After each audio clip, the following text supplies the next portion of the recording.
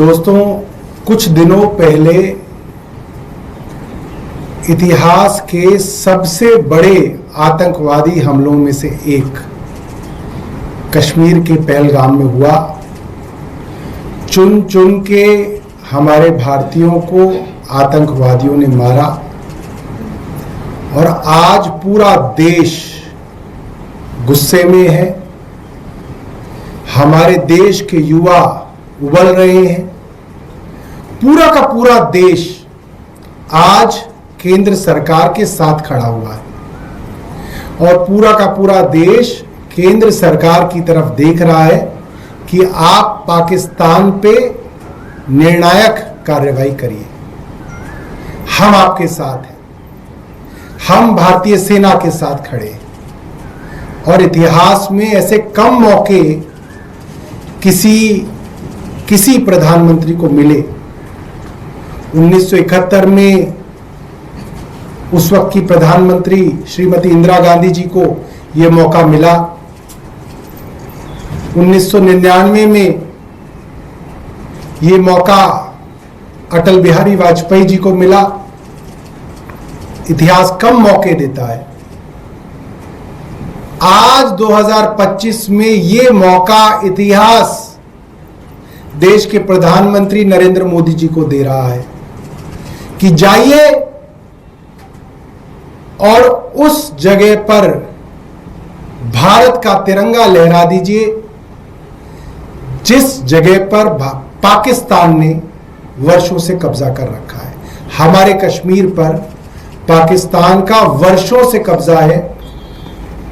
मोटे तौर पे जम्मू कश्मीर 2.22 लाख स्क्वायर किलोमीटर का एरिया था, जिसमें से करीब 1.06 लाख स्क्वायर किलोमीटर करीबन इंडिया के पास है और करीब 72,000 वर्ग किलोमीटर 72,000 स्क्वायर किलोमीटर से ज्यादा हमारा कश्मीर, भारत का कश्मीर पाकिस्तान के कब्जे में है, जिसको पीओके कहा जाता है, पाकिस्तान ऑक्यूपाइड कश्मीर कहा जाता है। ये वो जगह है जहां पे सभी टेररिस्ट कैंप्स हैं। लोगों की, युवाओं की रेडिकलाइजेशन की जाती है, ट्रेनिंग दी जाती है। ट्रेनिंग कैंप्स यहां पे हैं, लॉन्चिंग पैड्स यहां पे हैं और पूरा का पूरा इंफ्रास्ट्रक्चर है वहां पे किस तरीके से भारत के खिलाफ आतंकवादियों को वहां पे ट्रेन किया जाए और हमें परेशान किया जाए। और ये सरकार के पास ये सारी की सारी रिपोर्ट्स हैं, जानकारियां हैं।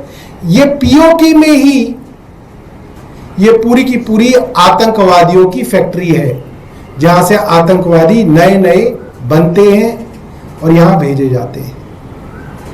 आज पूरा देश भारत की सरकार के साथ खड़ा है।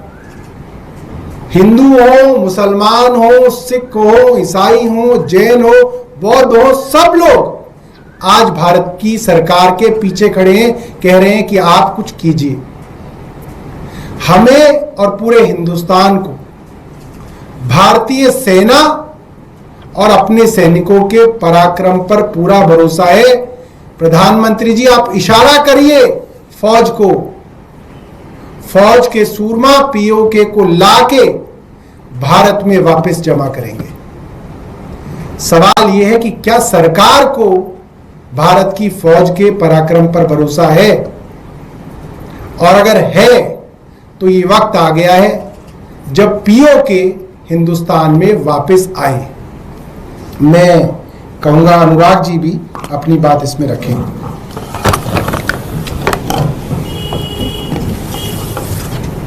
जैसा सौरभ जी ने अभी कहा कि देश के लोगों का इस वक्त ये मन है, इस वक्त पूरे देश में एक आम राय है कि पाकिस्तान के खिलाफ जो कार्रवाई हो वो निर्णायक हो। इससे पहले भी कई बार ऐसा हुआ है कि पाकिस्तान ने हमें आंख दिखाने की कोशिश की, हमारी धरती पर आतंकी घटनाओं को अंजाम दिया और उस समय की सरकारों ने पलटवार करते हुए जिसका सबसे ताजा उदाहरण आप, जब इससे पहले पुलवामा में जब आतंकी घटना को अंजाम दिया गया था तो भारत की सरकार ने मुंहतोड़ जवाब पाकिस्तान को दिया और वहां के एक आतंकी कैंप को नष्ट किया गया। लेकिन उसके बावजूद आप देखिए, पाकिस्तान ऑक्यूपाइड कश्मीर का इस्तेमाल कर करके दोबारा से आतंकियों को खड़ा किया जाता है, दोबारा उन कैंपों को बना लिया जाता है, दोबारा लॉन्चिंग पैड्स को तैयार कर लिया जाता है। इसका सीधा सा उदाहरण यह है कि अगर आपको मच्छर खत्म करने हैं तो मच्छर मारने से काम नहीं चलेगा। जहां से मच्छर पैदा हो रहे हैं उस जगह को साफ करना पड़ेगा, उस जगह को अपनी मिल्कियत में लेना पड़ेगा, अपने काबू में लेना पड़ेगा। इसलिए आज पूरे देश का जिस तरीके की घटना, जिस तरीके की कोशिश देश को धार्मिक आधार पर बांटने की आतंकियों ने की, जिस तरीके की आतंकी घटना को अंजाम दिया, उसके बाद पूरा देश एक राय है कि पीओके को निर्णायक तौर पर भारत में वापस लेना चाहिए। यह उसके लिए बिल्कुल सही समय है, क्योंकि इसके बाद भारत प्रगति जिस तरीके से आगे बढ़ने का क्रम जारी है भारत का, उस क्रम में रुकावट आतंकी पैदा न कर पाए, इस तरीके की आतंकी घटनाएं न कर पाए। इसके लिए बहुत जरूरी है कि भारत सरकार एक इंस्ट्रक्शंस क्लियर कट, कल हमने सुना कि यह कहा गया कि खुली छूट सेना को दे दी गई है। सेना तो पूरी तरह से तैयार है, सैनिकों के पराक्रम पर, सेना के पराक्रम पर पूरे देश को पूरा भरोसा है। हमने पहले भी मुंह तोड़ जवाब दिया है, लेकिन सरकार से इस वक्त निर्णय की जरूरत है, राजनीतिक इच्छा शक्ति की जरूरत है।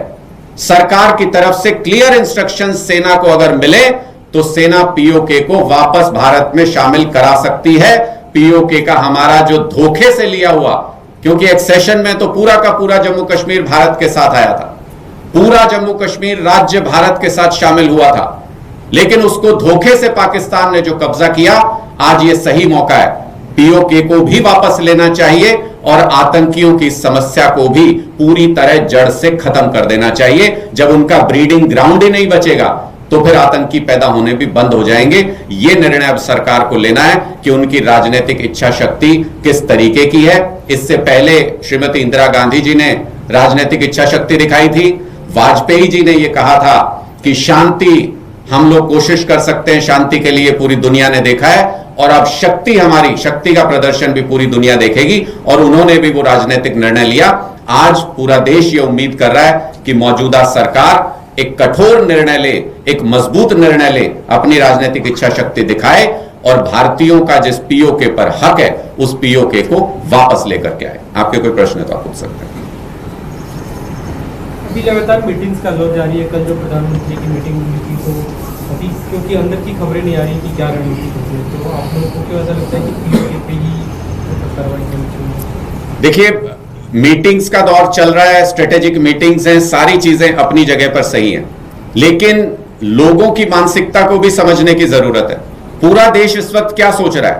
पूरा देश इसी उहापोह में है कि हमने पहले भी जवाब दिया है, हम खुद से ज्यादा नुकसान पाकिस्तान का कर सकते हैं, बहुत ज्यादा नुकसान कर सकते हैं, हमारी सेना के अंदर वो ताकत है।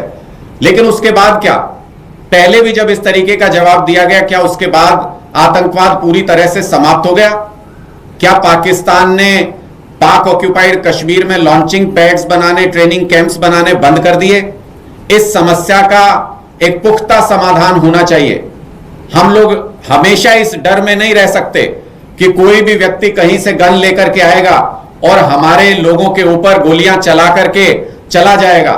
ऐसा मुमकिन नहीं है। इसलिए पूरे भारतवर्ष की एक एक व्यक्ति की इस वक्त ये इच्छा है कि पाक ऑक्यूपाइड कश्मीर को ही वापस लाना चाहिए, तभी इस समस्या का निर्णायक समाधान हो सकता है। देखिए, आप जो बात कह रहे हैं, जो एक्सपर्ट्स का मानना है कि विदाउट वॉर पीओके लाना संभव नहीं है, क्योंकि उसके लिए आपको ग्राउंड ट्रूप्स भी उतारने पड़ेंगे, आपको युद्ध जमीन पर लड़ना पड़ेगा। तो आप इस तरीके से कह रहे हैं कि आम आदमी पार्टी युद्ध की मांग कर रही है कि युद्ध अब पाकिस्तान से छेड़ देना चाहिए। देखिए, हम बहुत सीधी सी बात कर रहे हैं कि उस ब्रीडिंग ग्राउंड को खत्म करना है जहां पे ये मच्छर पैदा होते हैं। इन मच्छरों का अंतिम इलाज तभी हो सकता है जब वो ब्रीडिंग ग्राउंड खत्म होगा, और वो ब्रीडिंग ग्राउंड तब खत्म होगा जब उसको हम अपने कब्जे में लेकर के हम जिस तरह से हमने जम्मू कश्मीर को, जो हमारे हिस्से वाला जम्मू कश्मीर है, उसको जिस तरीके से प्रॉस्परस बनाया है, जैसे वहां पर पर्यटक दुनिया भर से घूमने के लिए आते हैं, जब पीओके भी हमारे पास होगा, हम उसको भी जब डेवलप करेंगे, वहां के लोगों के लिए भी रोजगार की व्यवस्था होगी, तब वहां पर शांति बहाली होगी, तब वहां पर आतंकी पैदा होने बंद होंगे। इसलिए हम लोग ये मांग कर रहे हैं कि समस्या को अगर जड़ से खत्म एक बार कर दिया जाए, वो ज्यादा सही होता है, बजाय इसके कि नासूर को हम लगातार झेलते रहें और बार बार इस तरीके की आतंकी गतिविधियां होती रहें। और अगर कोई हमारी जमीन के ऊपर कब्जा किए बैठा है, तो फिर किस चीज के लिए संघर्ष करेंगे? हमारी मातृभूमि के ऊपर कोई कब्जा किए बैठा है इतने लंबे समय से, और आप कह रहे हैं कि उसके लिए हमें क्या करना पड़ेगा, बड़ा निर्णय लेना पड़ेगा, क्या करना पड़ेगा? इस वक्त पूरे देश की मानवीय की ऐसी है, पूरे देश की मानवीय दशा यह है कि किसी भी हालत में पाकिस्तान ऑक्यूपाइड कश्मीर को वापस लीजिए, एक निर्णायक फैसला लीजिए और पाकिस्तान को सबक सिखाइए। आज एसीपी ने मनीष सिसोदिया, सज्जन जैन के खिलाफ एफआईआर, ये जो क्लासरूम का मामला है उसको, देखिए, हमें ऐसा लगता है कि भारतीय जनता पार्टी की सरकार कुछ अपना काम तो कर नहीं सकती है, और जिस तरीके से मनीष सिसोदिया जी पर और हमारे बाकी लीडर्स के ऊपर केस दर्ज किए जाते हैं, मुझे तो लगता है कि अब एक केस ये भी दर्ज होगा कि मनीष सिसोदिया जी सरकारी कुर्सी पे क्यों बैठे थे। मनीष सिसोदिया जी वहां कॉमा और फुल स्टॉप लगाना उस कागज में क्यों भूल गए, इसके ऊपर भी एक एफआईआर दर्ज होगी। तो इनको 5 साल तक भारतीय जनता पार्टी की सरकार को कोई काम नहीं करना है, इनको बस यही ड्रामेबाजी करनी है। कभी इस मामले पे केस दर्ज कर दिया, कभी उस मामले पे केस दर्ज कर दिया। मैं फिर से कहता हूं, यह महज इत्तेफाक नहीं हो सकता है कि दुर्गेश पाठक जी को गुजरात का सह प्रभारी बनाया गया, उनके खिलाफ एफआईआर दर्ज हो जाती है, उनके घर पे रेड हो जाती है। मनीष सिसोदिया जी को, सत्येंद्र जैन जी को पंजाब का प्रभारी और सह प्रभारी बनाया जाता है और उनके ऊपर नए सिरे से एफआईआर दर्ज हो जाती है। यह पूरी तरह से पॉलिटिकल मामला है, यह पूरी तरह से दबाव डालने की, डराने का प्रयास है। लेकिन इन लोगों को इतना समझ आ जाना चाहिए कि आम आदमी पार्टी के नेता इनकी इन गीदड़ भभकियों से, इन केस से, इन ईडी सीबीआई से नहीं डरते।